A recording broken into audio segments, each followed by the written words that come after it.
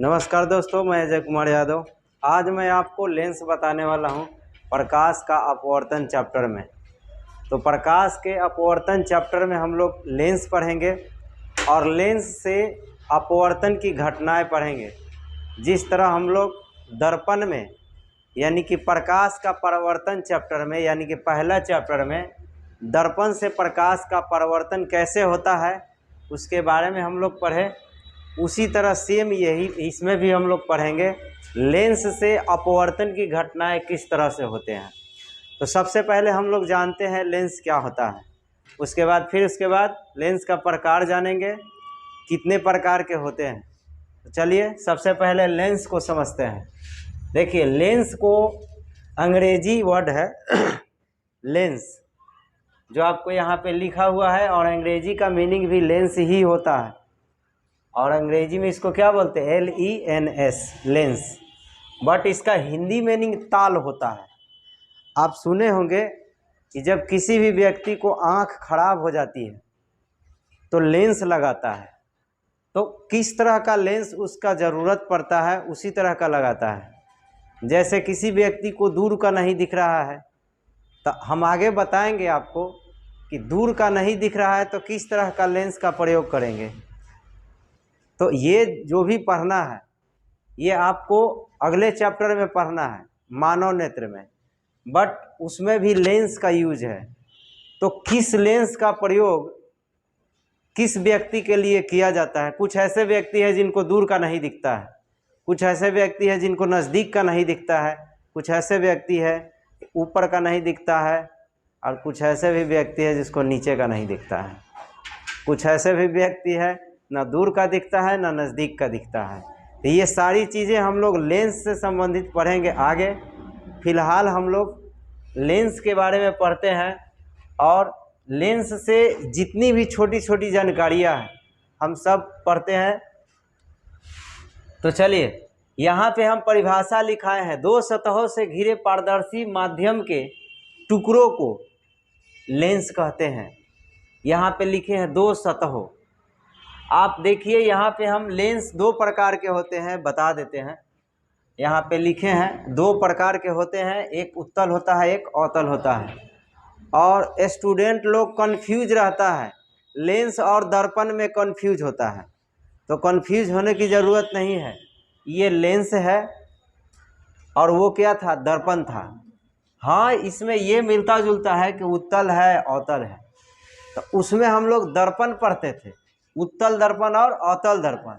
But यहाँ पे उत्तल लेंस और अवतल लेंस पढ़ेंगे, समझ गए। ये लेंस जो प्रयोग होता है ये कैमरे में भी यूज़ होता है। कैमरा जो फ़ोटो खींचता है वहाँ पर भी यूज़ होता है। CD प्लेयर में यूज होता है, जो पहले CD रहता था DVD उसमें यूज़ किया जाता था। प्रोजेक्टर, हाँ, तो ये सब में प्रोजेक्टर में भी रहता है। तो ये लेंस का प्रयोग होता है। दर्पण में हम लोग चेहरा अपने आपको देखते हैं, या गाड़ियों में जो दर्पण बाहर से लगा रहता है तो वो अलग है, दर्पण है। ये मानव को सुविधा होता है इसको यूज़ करने से। लेंस आपको दूर का नहीं दिख रहा है तो नज़दीक का दिखेगा, ये मानव अपने आँखों में लगाता है, आँखों की सुविधा के लिए लेंस का प्रयोग करता है, समझ गए। तो दोनों में बहुत फर्क है, कंफ्यूज नहीं होना है। हमने लिखा है यहाँ पे दो सतहों से घिरे पारदर्शी माध्यम के। पारदर्शी मतलब समझते हैं जिसमें प्रकाश आर पार कर जाता हो, हम पहले चैप्टर में बताए थे। अपारदर्शी उसको बोलते हैं जिसमें प्रकाश आर पार नहीं करता हो। तो यहाँ पे हम लोग लिखे हैं कि दो सतहों से घिरे। देखिए यहाँ एक सतह ये है और एक सतह ये है, दो सतह से घिरा हुआ है ना, और ये जो घिरा हुआ भाग है और इसके बीच में जो बनता है उसी को हम लोग क्या बोलते हैं? अवतल लेंस, समझ गए। और इसमें आते हैं तो उत्तल लेंस। तो देखिए ये दो सतह है और ये दो सतह, दोनों सतहों से एक दूसरे को क्रॉस कर रहा है, तो बीच में एक लेंस को बन रहा है ना भाग। ये लेंस, इस तरह के लेंस को हम लोग क्या बोलेंगे? उत्तल लेंस। अंग्रेजी में कॉन्वेक्स लेंस और इसको कॉनकेव लेंस, ठीक है। तो हमने जो लिखा है वही यहाँ पे चित्र भी है। दो सतहों से घिरे पारदर्शी माध्यम, पारदर्शी माध्यम बताया ना जिसमें प्रकाश आर पार कर जाता है। पारदर्शी माध्यम के टुकड़े को क्या बोलते हैं? लेंस। लेंस। और लेंस कितने प्रकार के? 2 प्रकार, जो आपको यहाँ दिख रहा है।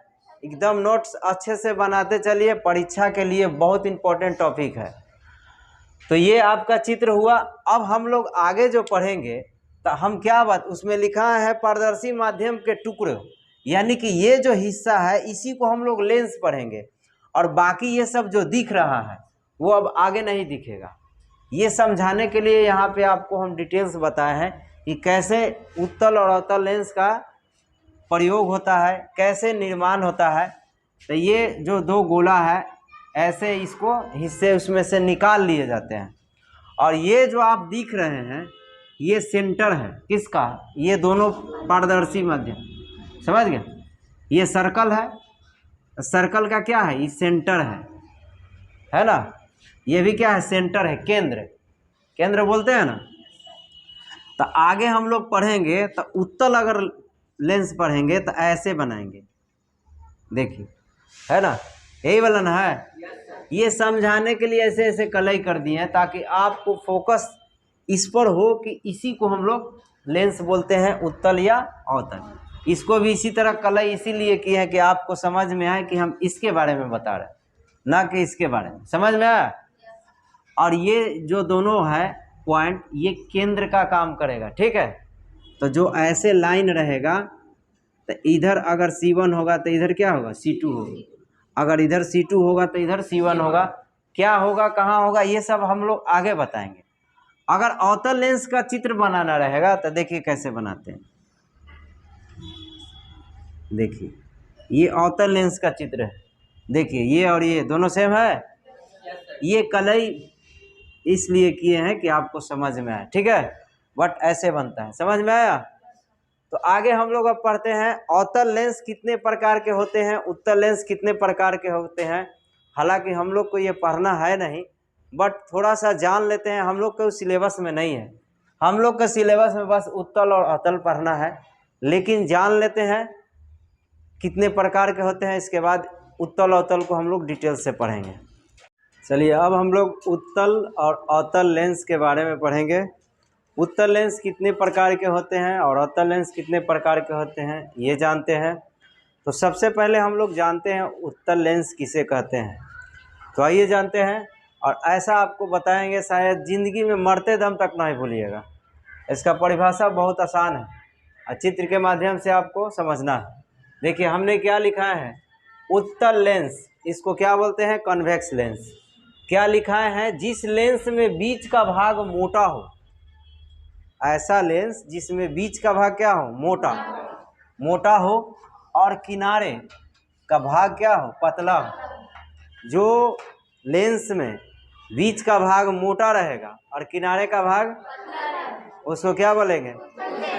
हो गया। ये याद करना क्या है, ऐसा लेंस जिस लेंस में बीच का भाग मोटा हो और किनारे का भाग पतला हो, उसे क्या बोलेंगे? उत्तल लेंस। देखिए ये उत्तल लेंस का चित्र है। तो देखो किनारे का भाग पतला है, बोलो यस सर। अब बीच का भाग देखो मोटा है ना, इसी को क्या बोलेंगे? उत्तल लेंस। और उत्तल लेंस कितने प्रकार के? 3 प्रकार के होते हैं। पहला उभयोत्तल लेंस। उभयोत्तल लेंस, इसको बाई कॉन्वेक्स लेंस बोलते हैं। और ध्यान से समझिएगा फर्क, ये उत्तल लेंस नहीं है। क्या है? उभयोत्तल लेंस। आप सोचिएगा इसका भी चित्र यही है, इसका भी चित्र यही है, नहीं, ये थोड़ा मोटा है, ये देखिए पतला है। तो ये उभयोत्तल लेंस जो होगा पतला रहेगा, पतला लेंस जैसा ही दिखेगा लेकिन पतला दिखेगा, ठीक है? तो इसको क्या बोलते हैं? उभयोत्तल लेंस, बाई कॉन्वेक्स लेंस अंग्रेजी में बोलते हैं। दूसरा है समतलोत्तल लेंस। समतलोत्तल, इसको अंग्रेजी में प्लेनो कन्वेक्स बोलते हैं। देखिए इसमें दो गो क्या होता है, साइड का हिस्सा जो है 2 तरह के लेंस से होता है, एक प्लेन रहता है और एक कॉन्वेक्स वाला रहता है, उत्तल वाला रहता है। समझ गए? देखिए इधर से देखिए प्लेन है, समतल है ना, इधर से उत्तल वाला का आधा हिस्सा है, इसीलिए इसका नाम समतल उत्तल है। समझ गए कि समतल भी है और उत्तल भी है। और इसका चित्र हम लोग ऐसे भी बना सकते हैं, हमको दो हिस्सा इसमें होता है, एक है ना साइड से, तो एक तरफ से किसी तरफ से प्लेन रहना चाहिए और एक तरफ से उत्तल लेंस होना चाहिए।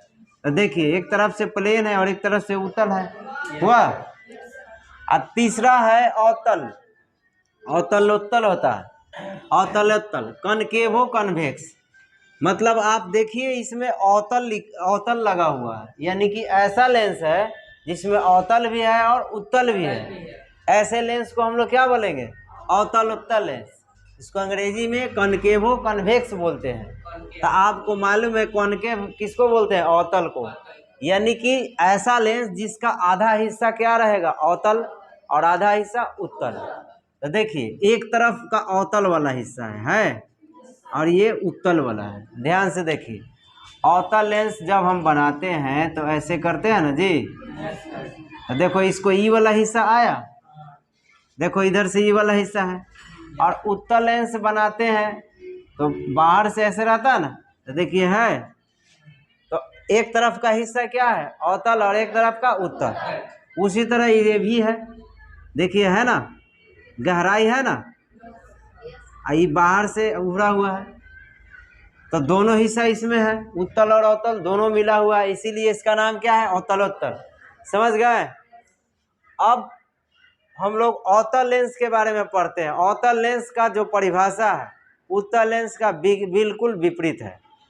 हम लोग उत्तल में क्या पढ़े थे? ऐसा लेंस या जिस लेंस में बीच का भाग मोटा और किनारे का भाग पतला हो, उसे क्या बोलेंगे? उत्तल लेंस।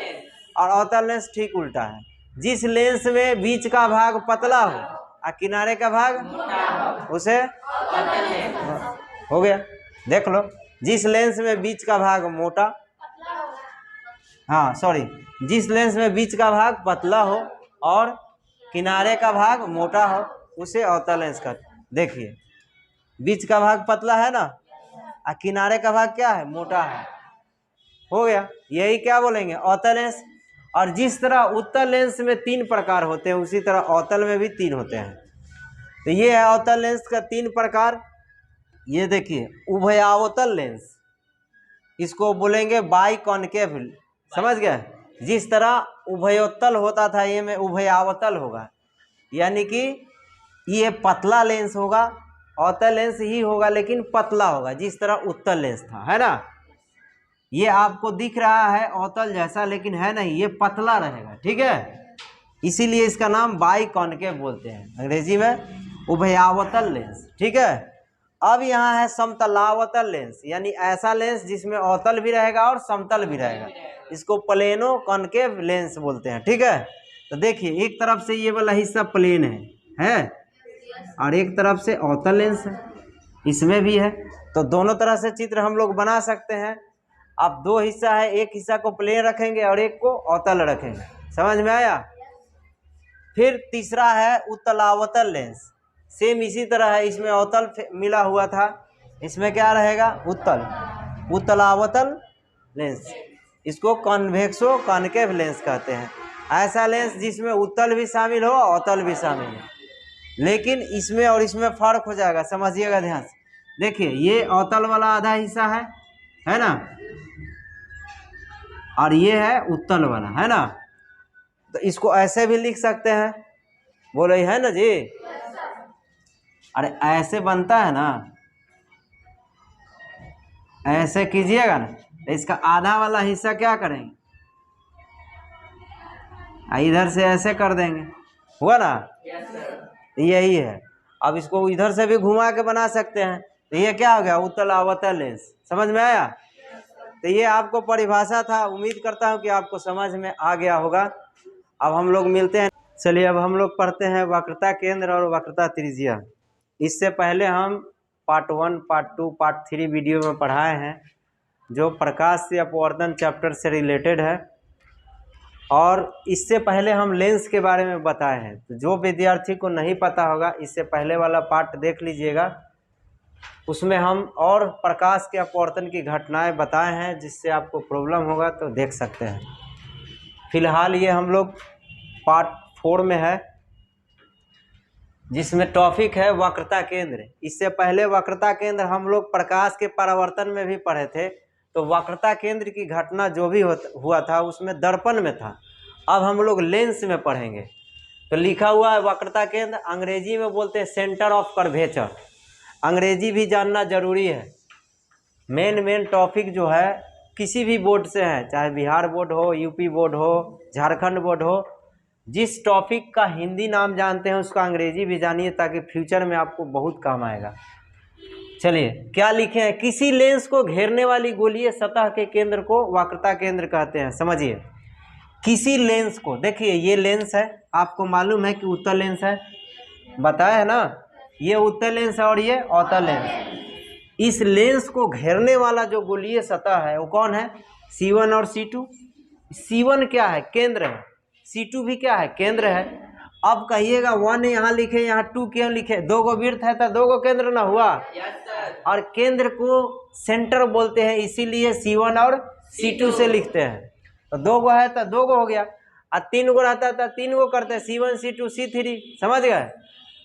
तो क्या लिखे हैं फिर से समझिए, किसी लेंस को घेरने वाली, तो देखिए इस लेंस को घेर रहा है कौन, गोलीय सतह, गोलीय सतह। और ये गोलीय सतह जो है इसका केंद्र कौन है, ये C है ना। अगर 1 बोलेंगे तो C1, पहला केंद्र तो C1, दूसरा तो C2। आप इसको भी C1 लिख सकते हैं, इसको C2 लिख सकते हैं। समझ गए। लेकिन आपको दोनों में 1 और 2 देना होगा, क्योंकि दो गो केंद्र है। उसी तरह इसमें भी देखिए, किसी लेंस को घेरने वाली, देखिए ये लेंस है, कौन लेंस है, अवतल। किसी लेंस को घेरने वाली गोलीय सतह के, ये गोलीय सतह है और इसके केंद्र को क्या बोलते हैं, वक्रता केंद्र। तो जब हम अलग बनाएंगे स्पेशल ऐसे, देखिए ये क्या हो गया, अवतल लेंस है ना, तो यहाँ क्या होगा C1, तो यहाँ C2। समझ गए। तो ये हो गया क्या, गोलीय सतह। अब देखिए चित्र के माध्यम से आप समझते चलिए, साइंस को रटा नहीं जाता है, समझा जाता है। समझ जाइएगा, यहाँ पे अपने आप याद हो जाएगा। और कोई ऐसा टॉपिक नहीं है हम आपको जो नहीं समझाए हैं, आप समझते चलिए, यहीं पे याद यहीं पे हो जाएगा। और चित्र को आप बनाकर प्रैक्टिस कीजिए, 2 बार 3 बार याद हो जाएगा। तो ये हो गया क्या, C1 C2 वक्रता केंद्र हो गया। उसी तरह इसमें भी क्या है, C1 C2 वक्रता केंद्र। समझ गए। तो जब ये अलग से इसका चित्र बनेगा, जैसे ये अभी अवतल का बता, ये उत्तल का हुआ, तो यहाँ होगा C1, तो यहाँ होगा C2। समझ गए। ऐसे होगा। पहले तो इस लाइन के बारे में नहीं जानते हैं, बताएंगे। ये लाइन बताए थे क्या है, प्रधान अक्ष। उसी तरह यहाँ भी प्रधान अक्ष होगा, दोनों में फर्क समझते चलेंगे। अब दूसरा है यहाँ वक्रता त्रिज्या, रेडियस ऑफ कर्वेचर। रेडियस मतलब त्रिज्या होता है, जिसको R से लिखते हैं। तो इसका परिभाषा क्या है, किसी लेंस के सतह से, किसी लेंस, देखिए ये लेंस है, उत्तल लेंस है, और ये अवतल लेंस है। तब बोल रहा किसी लेंस के सतह से। अब बोलिए इस लेंस का सतह क्या है, ये वाला है, ये ही ना है। जैसे ये अवतल लेंस हुआ, तो इसका सतह ये हुआ, बाहर वाला हुआ ना। और उत्तल है तो ये सतह है ना। तो यही बोल रहा है, किसी लेंस के सतह से वक्रता केंद्र के बीच की दूरी, और वक्रता केंद्र, बोलो वक्रता केंद्र ई ना है, ई हुआ सतह, दोनों के बीच का जो दूरी है उसी को क्या बोलते हैं, वक्रता त्रिज्या। समझ गए। यानी कि यहाँ से यहाँ के बीच की दूरी को क्या बोलेंगे, वक्रता त्रिज्या। तो फिर से एक बार समझिए, किसी लेंस के सतह से वक्रता केंद्र के बीच की दूरी को क्या बोलते हैं, वक्रता त्रिज्या। उसमें भी बोले थे, तो वहाँ पे क्या था, ध्रुव, ध्रुव और वक्रता केंद्र के बीच की दूरी को वक्रता त्रिज्या कहते हैं। ये हम लोग प्रकाश के परावर्तन चैप्टर यानी कि पहला में पढ़े थे, जो दर्पण में होता था। यहाँ पे हम लोग लेंस में पढ़े। तो समझ गए, ये हुआ वक्रता त्रिज्या। और वक्रता त्रिज्या को किससे लिखते हैं, R से सूचित करते हैं। और दो गो होता है त्रिज्या, समझ गए। वहाँ पे एक ही गो होता था दर्पण में, यहाँ पे दो गो होगा। तो अगर एक गो होगा तो R1 लिखेंगे, दूसरा को R2 लिखेंगे। इसीलिए यहाँ लिख दिए हैं वक्रता त्रिज्या बराबर R1 बराबर R2। और ये भी ध्यान रखिएगा, अगर वक्रता त्रिज्या का पहला पृष्ठ में जो दूरी है, दूसरा पृष्ठ में भी उतना ही दूरी रहेगा। यानी कि R1 का जितना मान है उतना ही R2 का भी होता है, ठीक है ना।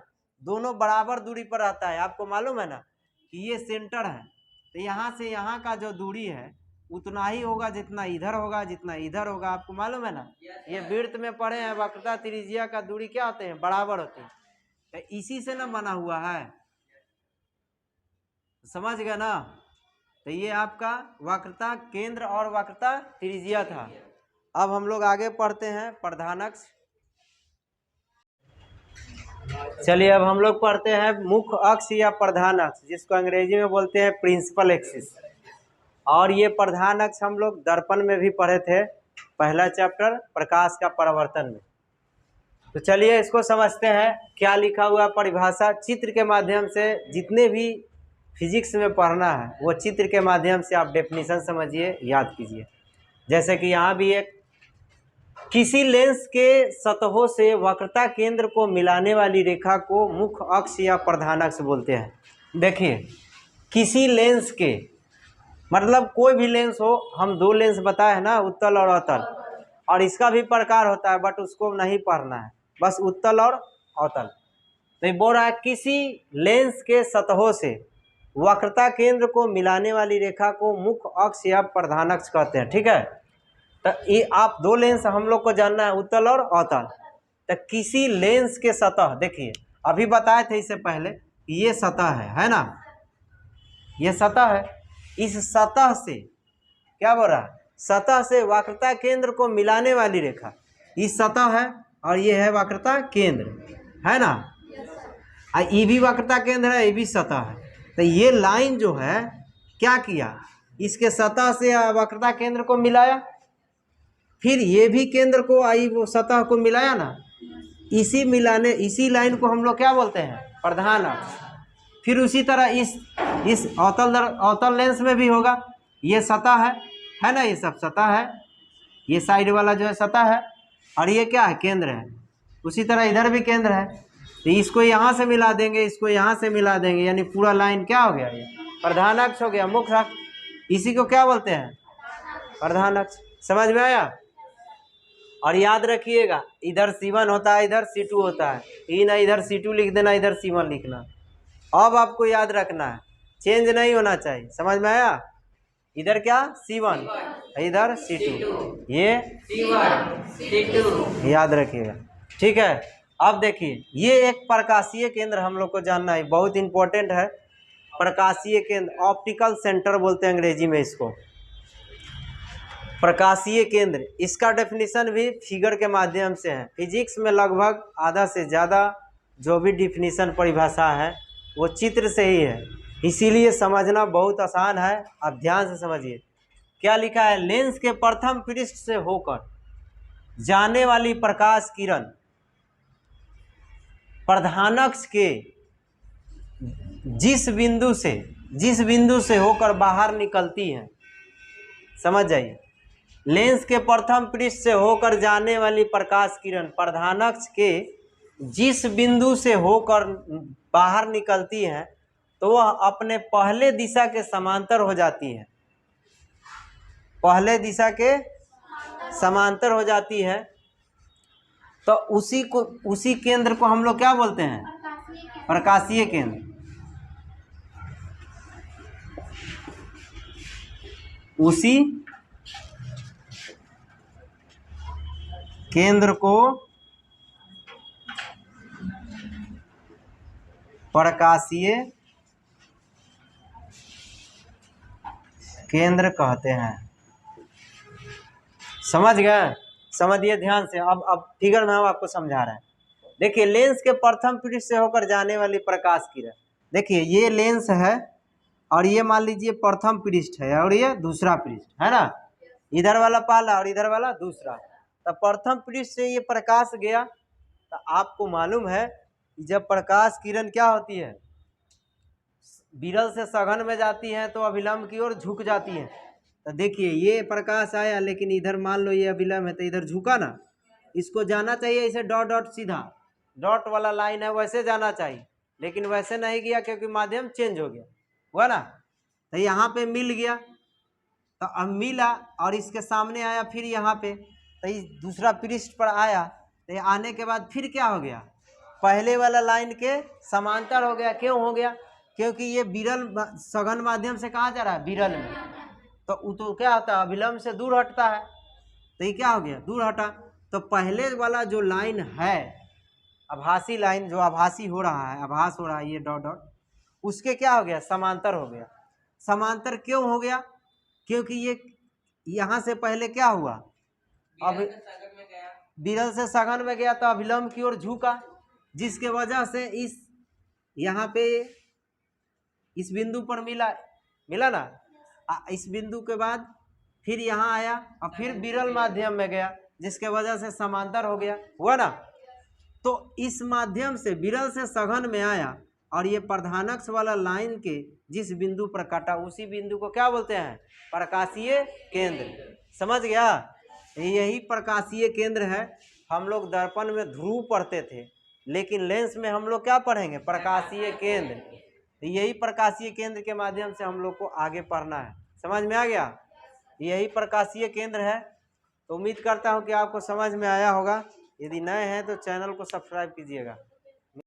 चलिए अब हम लोग पढ़ते हैं मुख्य फोकस प्रिंसिपल एक्सिस। ठीक है, तो चलिए,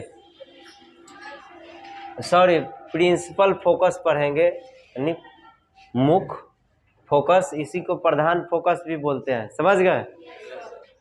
इसको परिभाषा याद करने के लिए आपको फिगर के माध्यम से अगर समझते हैं, पहले भी बताया है कि अधिकतर फिजिक्स का जो भी परिभाषाएं है वो फिगर आधारित है। फिगर समझ गए, परिभाषा समझ गए। तो देखिए क्या लिखे हम परिभाषा में, प्रधानक्ष के समांतर आने वाली प्रकाश किरण या किरणें लिख सकते हैं, लेंस से अपवर्तन के बाद जिस बिंदु पर मिलती है या मिलती हुई प्रतीत होती है, उसे मुख्य फोकस कहते हैं। तो इसमें 2-3 बातें हैं जो आप ध्यान से समझिएगा। क्या हो रहा है, प्रधानक्ष के समांतर आने वाली प्रकाश किरणें। तो आपको सबसे पहले प्रधानक्ष बताया है, इससे पहले कौन होता है, ये प्रधानक्ष है ना, जो प्रकाशीय केंद्र है। प्रकाशीय केंद्र को ओ से लिखते हैं, उससे गुजरता है वो लाइन, क्या होता है, प्रधानक्ष। ये है ना प्रधानक्ष। और इसमें हम क्या लिखा है, लेंस से अपवर्तन के बाद। तो यहाँ पे हम ये नहीं लिखे हैं कि उत्तल लेंस होगा या अवतल लेंस, कोई भी लेंस हो, उससे अपवर्तन होने के बाद, अपवर्तन होने के बाद जिस बिंदु पर मिलती है या मिलती हुई प्रतीत होती है। 2 बातें हैं, एक तो मिलती है डायरेक्ट, एक प्रतीत होती है। तो 2 फिगर हम यहाँ बताए हैं, और दोनों फिगर में क्या है, एक उत्तल है एक अवतल है। तो दोनों में आपको समझना है कि किसमें मिल रहा है और किसमें मिलता हुआ प्रतीत हो रहा है, भास हो रहा है। समझ गया? तो आप बताइए, यहाँ पे तो मिल रहा है अपवर्तन के बाद, और यहाँ पे प्रतीत हो रहा है, भास हो रहा है, क्योंकि यहाँ से टकराने के बाद ये फैल रहा है किरण। ठीक है, फैलने के बाद उसको डॉट डॉट से पीछे परछाई बन रहा है, जैसे प्रतिबिंब बनता है ना, देखिए ये हाथ का बन रहा है, उसी तरह इसका प्रतिबिंब यहाँ बन रहा है। तो दोनों यहाँ इस बिंदु पर मिल रहा है। समझ में आया? तो हम क्या परिभाषा में लिखा है कि प्रधानक्ष के समांतर आने वाली प्रकाश किरणें। तो देखिए ये प्रधानक्ष है, ये प्रकाश किरण आ रहा है ना, समांतर है प्रधानक्ष के, है ना। यहाँ लेंस से अपवर्तन हो रहा है, तो इधर जा रहा है, इधर जा रहा है, इधर जा रहा है, इधर जा रहा है ना। तो उसी को डॉट डॉट से पीछे इसका परछाई बन रहा है, जिसके वजह से मुख्य फोकस हो गया, मिल रहा है। ठीक है ना, इसी बिंदु को हम लोग क्या बोलते हैं, मुख्य फोकस। ठीक है। और उत्तल लेंस में क्या होगा, देखिए ये अपवर्तन के बाद यहाँ इस बिंदु पर सब मिल रहा है, और ये समांतर है ना, इस बिंदु पर मिल रहा है, इसी बिंदु को क्या बोलेंगे, मुख्य फोकस। याद रखिएगा, किसी भी लेंस में 2 मुख्य फोकस होता है। समझ में आया? और उसको F1 और F2 से लिखते हैं। ठीक है ना। तो ये हो गया मुख्य फोकस कंप्लीट। समझ में आया? दूसरा इसमें लिखे हैं फोकस दूरी या फोकसांतर। ये सब जितना पढ़ रहे हैं, चाहे मुख्य फोकस हो या फोकस दूरी हो, फोकसांतर हो, हम दर्पण में भी पढ़े थे, पहला चैप्टर में, प्रकाश का परावर्तन चैप्टर में। और इसमें भी हम लोग पढ़ रहे हैं प्रकाश का अपवर्तन चैप्टर में। तो इसमें हम लोग लेंस में पढ़ रहे हैं, उसमें दर्पण में पढ़े थे। तो याद रखिएगा, अगर आपसे पूछेगा कि फोकसांतर किसे कहते हैं तो आप किसी का लिख सकते हैं, लेकिन कहेगा कि दर्पण का फोकसांतर किसे कहते हैं तो दर्पण वाला लिखें, ठीक है। लेंस में फोकस दूरी किसे कहते हैं अगर पूछता है तो लेंस वाला लिखेंगे। समझ में आया? दोनों में फर्क होना चाहिए। सीधे कहेगा फोकसांतर से आप क्या समझते हैं या फोकस दूरी से आप क्या समझते हैं, तो दोनों में से किसी का आप लिख सकते हैं। समझ में आया? तो सवाल पूछने का तरीका कैसे भी हो, आंसर आपका यही रहेगा। समझ में आया? अब देखिए, हम फोकस दूरी लिखाए हैं किसी लेंस के प्रकाशीय केंद्र। प्रकाशीय केंद्र इससे पहले वाला टॉपिक में बताए हैं। प्रकाशीय केंद्र यही ना होता है, देखो यहाँ आप उसको ओ से लिखते हैं, सूचित करते हैं। तो क्या लिखे हैं? किसी लेंस के प्रकाशीय केंद्र से मुख्य फोकस के बीच की दूरी को क्या बोलते हैं? फोकस दूरी। अभी बताया कि मुख्य फोकस क्या होता है, यह है ना मुख्य फोकस, यहाँ है। और ये भी लिखवाए हैं नोट में यहाँ कि किसी भी लेंस में 2 गो मुख्य फोकस होता है ना। तो देखिए, ये F1 है और ये F2 है, ठीक है। इसमें क्या है? F2 है और F1 है। याद रखिएगा, अवतल लेंस में इधर होता है F1 इधर F2, और उत्तल लेंस में इधर होगा F1 इधर होगा F2। दोनों में अंतर समझिएगा, वरना बहुत बच्चा गड़बड़ा जाता है। इसमें जो रहता है इसमें भी वही लिखता है, ऐसे नहीं होना चाहिए। समझ गए? अब समझिए हम क्या लिखा है। प्रकाशीय केंद्र और मुख्य फोकस के बीच की दूरी को क्या बोलते हैं? फोकस दूरी। प्रकाशीय केंद्र यही ना है, इसमें ये है। तो यहाँ से यहाँ तक का दूरी, ये मुख्य फोकस हुआ ना जी, यहाँ से यहाँ तक का बीच का जो भी दूरी हो उसी को क्या बोल देंगे? फोकस दूरी। समझ में आया? और इस लेंस में भी आएगा तो यही होगा मुख्य फोकस। दोनों के बीच का जितना दूरी होगा वही क्या कहलाएगा? फोकस दूरी। समझ गए? हम यहाँ पे लिखे OF1 OF2, इसमें आएंगे तो OF1, इसमें भी आएंगे तो OF1, इसमें भी OF2, वही ना है। इस सब कितना हो जाएगा? छोटा f के बराबर। छोटा f से इसको क्या करते हैं? सूचित करते हैं फोकस दूरी को, और मुख्य फोकस को बड़ा F से, ठीक है। और 2 गो रहेगा मुख्य फोकस, तो F1 F2 लिखेंगे। समझ में आया? और फोकस दूरी को छोटा f से, इसी को हम लोग ऐसे भी लिख सकते हैं, फोकसांतर, फोकसांतर, ठीक है, या फोकस दूरी। समझ में आया? है? दूसरा देखिए, उतार रही, देखो ना यार, देखो ऐसी ही खत्म कहानी है। देखो, द्वारक, एपर्चर बोलते हैं किसी को अंग्रेजी में, एपर्चर। ये नया है क्योंकि ये हम लोग उसमें नहीं पढ़े थे। देखिए क्या लिखा है, किसी गोलीय लेंस में, किसी गोलीय लेंस की वृत्ताकार रूपरेखा, किसी गोलीय लेंस की वृत्ताकार रूपरेखा, ठीक है, रूपरेखा के प्रभावी व्यास को द्वारक कहते हैं। प्रभावी व्यास मतलब देखिए, कोई गोलीय लेंस है, जैसे ये हम लोग ले लिए और ये ले लिए, ये केंद्र है और ये गोलीय लेंस है। तो इसमें जो व्यास होगा, वृत्त के लिए जो व्यास होता है ना बड़ा, यहाँ से यहाँ तक ऐसे वृत्त हुआ तो व्यास हुआ ना, उसी तरह इसमें भी क्या होगा? व्यास होगा। तो इधर हम लोग आते हैं तो इसका नाम क्या है? C1 है, होता है ना यहाँ से। और इधर क्या होता है? C2 होता है, जो केंद्र 1 और 2 होता है। तो इसी में व्यास जो बड़ा होता है, प्रभावी मतलब बड़ा, ठीक है ना। बड़ा व्यास को ही हम लोग क्या बोलेंगे? द्वारक कहते हैं, ठीक है। उसमें भी हम लोग पढ़े थे, इसके जगह पर क्या उसमें था, ऐसे हम लोग पढ़े थे, ये बड़ा होता था।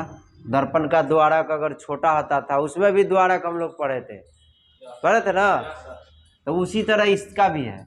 अब देखिए, जिसका बड़ा द्वारक रहेगा तो उसका व्यास भी क्या होगा? बड़ा होगा, नहीं होगा? जैसे ये बड़ा वृत्त हम बनाए तो इसका व्यास भी बड़ा ना हो जाएगा, आई छोटा वृत्त बना है तो व्यास भी क्या होगा, छोटा होगा। तो वही यहाँ पे बोला है कि किसी गोलीय लेंस की वृत्ताकार रूपरेखा, वृत्ताकार मतलब गोल है ना, रूपरेखा के प्रभावी व्यास को यानी बड़ा व्यास को, जब बड़ा व्यास होगा तो उस क्या होगा, लेंस भी बड़ा बनेगा, को क्या बोलते हैं, द्वारक कहते हैं। अब वही इसका क्या होगा, द्वारक, ठीक है ना।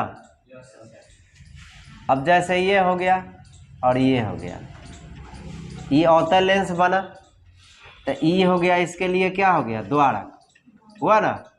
तो ये छोटा बना है तो छोटा हो गया। अगर बड़ा वृत्त बनाएंगे, इतना बड़ा बना है देखो, तो देखो इसका ये द्वारक हुआ ना जी, कितना बड़ा है ना। तो व्यासे पर न निर्भर करेगा, अगर व्यास बड़ा रहेगा तो वृत्त भी क्या बढ़ेगा, बड़ा, तो इसका द्वारक भी क्या बन जाएगा, बड़ा। समझ गए। तो चलिए, ये था आपका द्वारक और मुख्य फोकस और फोकस दूरी। अब हम लोग नेक्स्ट पार्ट में मिलते हैं। अगर नए हैं तो चैनल को सब्सक्राइब कीजिए। धन्यवाद।